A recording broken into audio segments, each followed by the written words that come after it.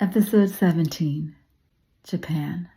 So we were making these out of Red Bull cans. We were making boats and floating them down the pit lane, and doing all this funny stuff. And because there was nothing to do, right, we were bored. The journalist picked up on it, and then McLaren, your old team, accused us of marketing propaganda.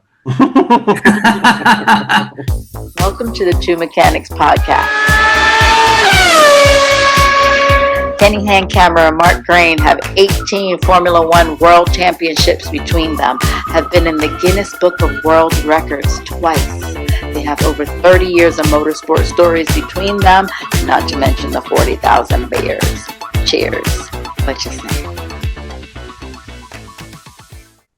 Good morning, Cam. What are we saying? Japanese Grand Prix done for this year. Got that one out of the way. Been an eventful week, hasn't it?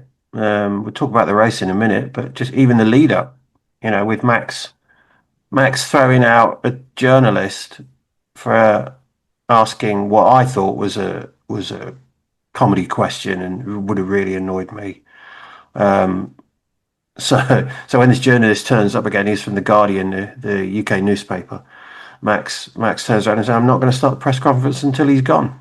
And I don't know what you think, Ken, but I agree with him. I have to say that us working as mechanics, we've all had a few run-ins with journalists.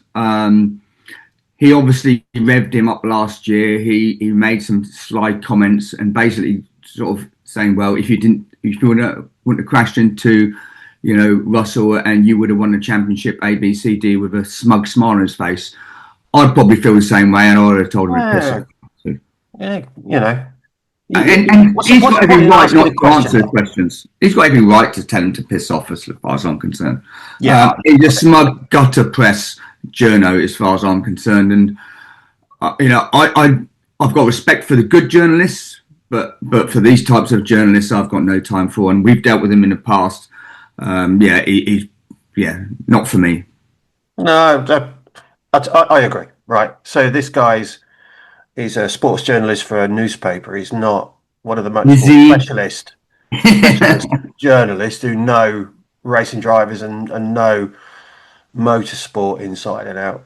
So that, and he basically asked a question. Well, if you hadn't have run George Russell off the road in Barcelona, you'd have won the championship. Well, it's like the old deal, isn't it? If me auntie had balls, she'd be my uncle. I mean, it's an absolute pointless question, and all it was designed to do was fire him up. Fire him up, was aggravate him. So it's complete gutter press, as far as I'm concerned. Yeah, and like I said, there's good journalists out there, and there's bad ones, and he's a bad one. Yeah, so that was it. And I'm happy to tell that. I'd be happy to tell that to his face. And no problem with that.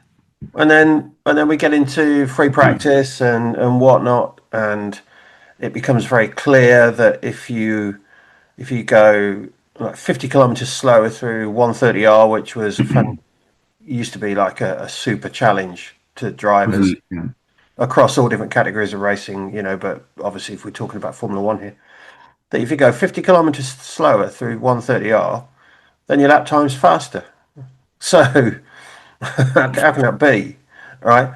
So, and for everybody listening, basically what's going on there is you're harvesting energy there by going slow through the corner. You're arriving. I'm not having it with this harvesting. Yes, the harvesting I did in February when I planted all my lettuces and garlic and all the rest of my garden. That's what I was harvesting. This terminology now is just winds me up, all of it. It's something's got to give, and something's got to change there, because you can't be going slower through the corners and faster in the lap time, because that's effectively what's happening there. With the parameters and the way the energy is being stored and gathered and deployed, all of that. Let's not bore ourselves with it, right? But for me, something's got to change, and I think it can change. I think it can change. Yeah. I think that there's the scope within the parameters of the car to change how the car operates without costing millions and millions and millions of dollars to do it. So let's see what happens, but let's not talk too much more about that because it's dull. Yeah, you're right. It's like dishwater, and I think Charles Leclerc, now Norris, and obviously Max has been very vocal about it. That was where I was heading with this. They don't like it, do they? And that's as simple as that. And it's kind of as we almost predicted on a podcast we had before the season started. We were skeptical about it, but so I think going in for me, qualifying, George Russell obviously had a massive furball, right? You saw the interview afterwards. He's obviously either got a new carpet in his car, or he was very upset about Kimi out qualifying him. Now he's a real threat, isn't he, Kimi? I mean, this wasn't just a one-off. I mean, he did a fantastic job in the last race, and now what he's done by out qualifying and winning the race, phenomenal. I mean, at 18 years old, yes, maybe we can come on a George and his race in a minute, but through qualifying, interesting to see that the McLarens were closer to the front, and that Red Bull have moved a little bit away from the front, shall we say? So that came as all of a surprise. I'll talk about this a little bit later, but I did see Dominic Harlow from the FIA, who's in the Formula One division of the FIA. I saw him in the week, and he was telling me that he said he expected a more representative race in Japan of where these cars are at, and I think we've seen that. So I think they need to make some changes.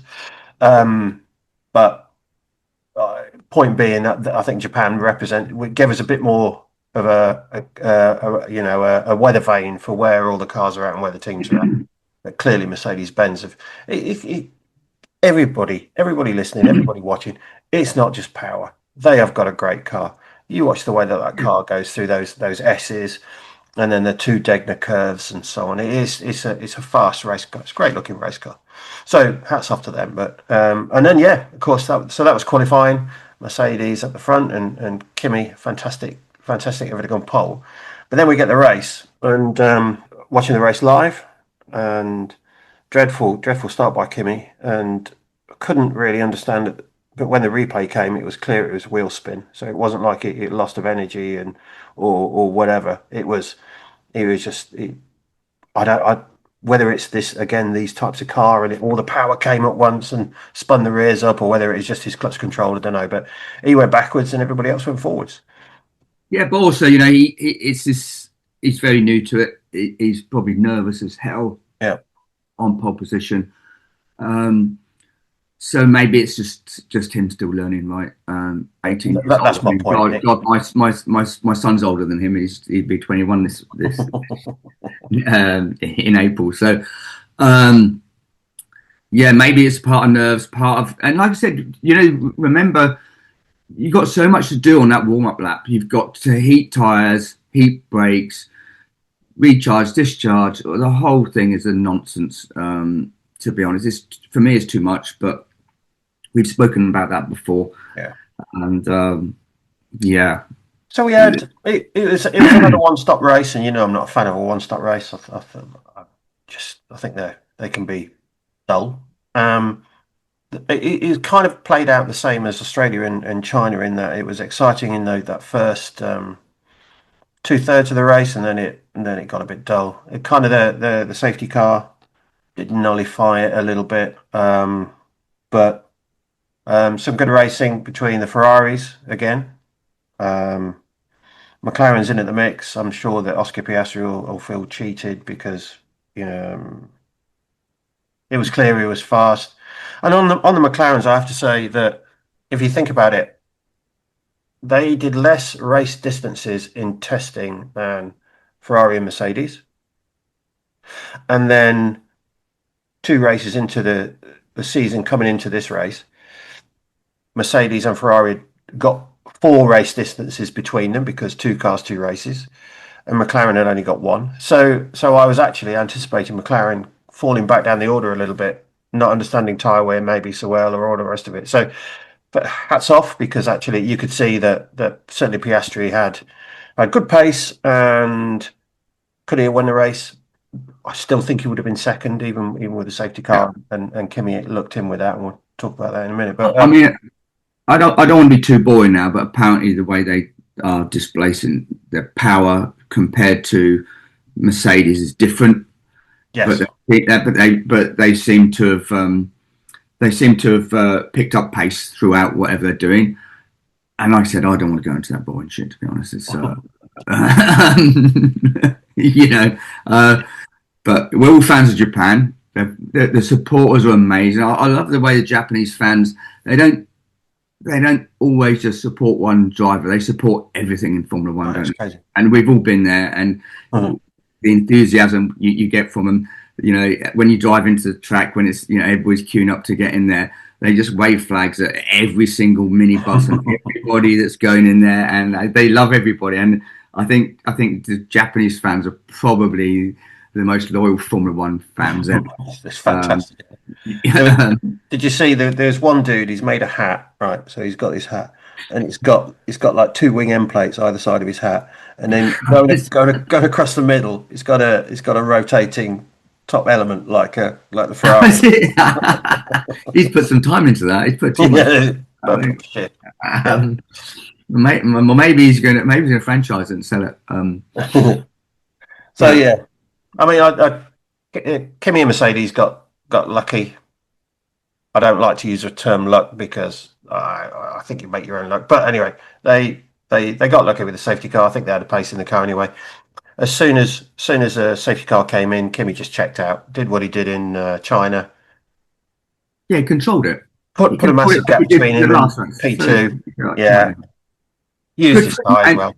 Isn't it exciting because you'd never pulled his name out of the hat, you know, before the season, say he's now leading the championship, right? And I've said it before. Third race in, with Russell doing what he did in the first couple of races, you would have gone, there's no way he's going to be a contender. And you can see the confidence that he's built. And I don't know, I think it's this, maybe it's this new era of we're old farts and the millennials coming in just being super confident about, you know, making these steps. And good luck to him. I wish him all the best. He's a great character, and let's face it, I'm not being funny. Sorry for all you George Russell fans. He is fucking boring. If there's anything, if anybody's going to complain about anything, whether he's boring or not is difficult for me to comment on. But what I can say is he had a stinker of a weekend, really, didn't he? He was out qualified. None of that went really well, and in the race, he had a car underneath him that was obviously capable of winning the race. He let his chin drop because of the safety car. Yeah, I know it. But if you're going to push for a championship, those things, they happen and then they're done, and you're pushing, aren't you? And yeah. George made heavy weather of that race today, I thought, and you know, he might very well look back on that one. You know, let's assume he finds that form again and puts those drives in that we know he can do. But he might look back at Japan and just go, "Cool, I should have dug in a bit more there." I just thought he was poor today. I really did. I mean, fair play. Let's hopefully he bounces back and we see a bit more racing. Yeah. So that was just my personal opinion about. We'll add our opinions. Other than that, yeah, the two Ferraris, but Lewis went backwards. I was surprised by that. I think, not the greatest, not one of Lewis's great drives. Not a Hamilton drive for the record books. That one was it? But yeah, again, Charles did a great job. Great stuff. Oscar did a great job, and I think when you're looking at it in those terms, those three guys really did see off their teammates in that race. Kimi, Oscar, and Charles just made their teammates have it, as I see it. So, all the young guys, right? Yeah. All younger guys. I mean, Charles not that young anymore, but yeah.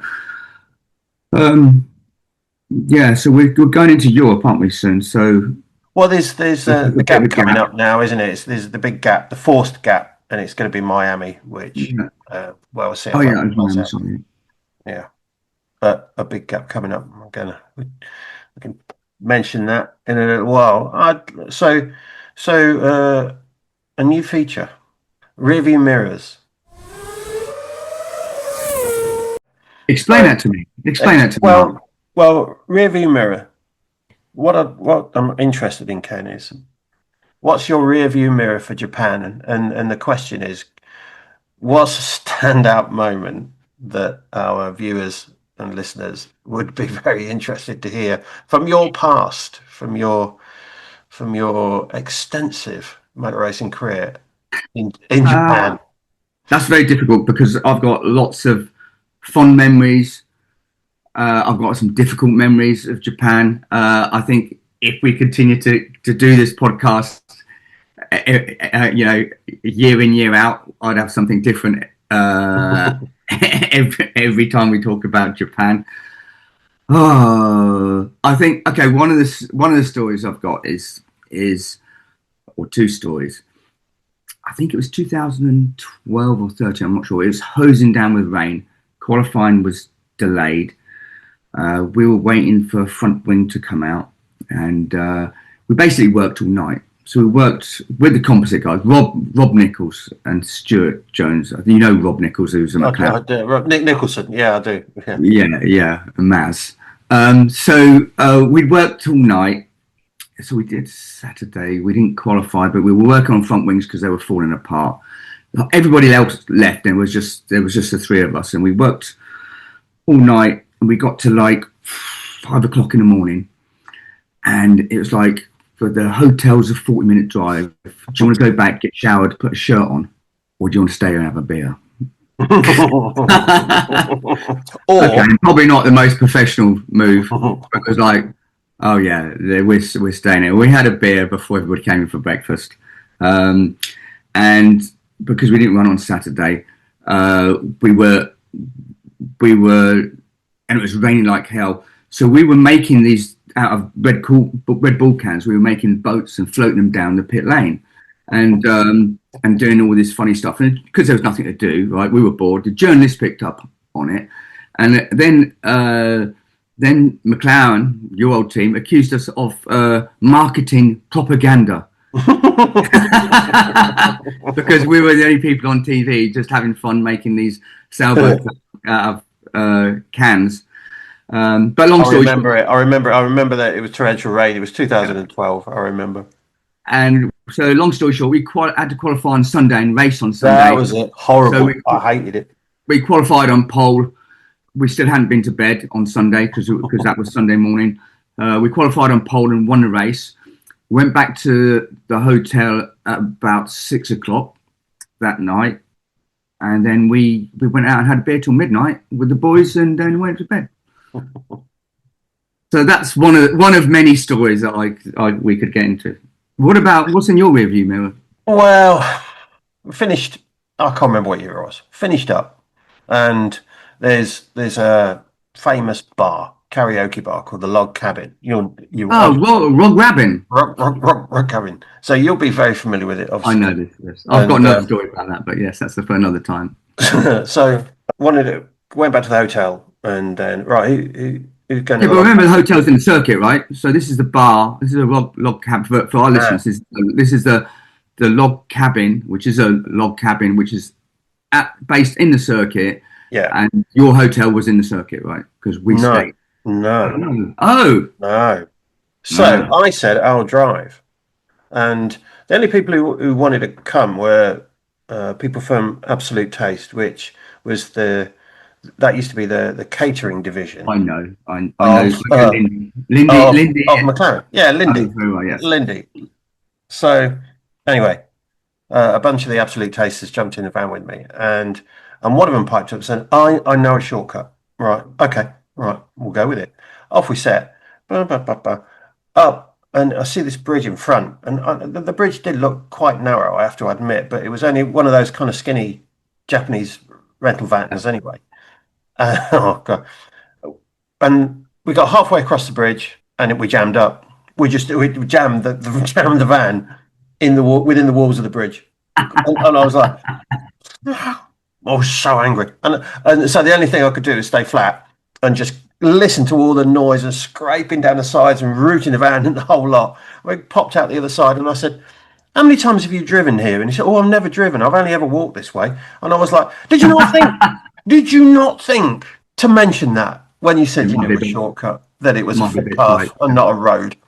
So anyway, and then the following day, if you remember in Japan, we used to do some work on the cars the following day before we flew out. And so we were in the garage, and by very strange coincidence, every song that came on the radio in the stereo in the garage was like, so Madness, I Like Driving in My Car, Beep Beep Bap. Every song was like that all the way through until we finished in the afternoon. Yeah, thank you very much. So yeah, that's my rearview mirror for this episode for Japan.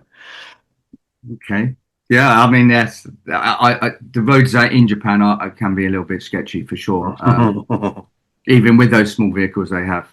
So, yeah, good fun. Got away with it. Well done to you. I'd like to ask you whose round you think it is. Okay, gents, move down.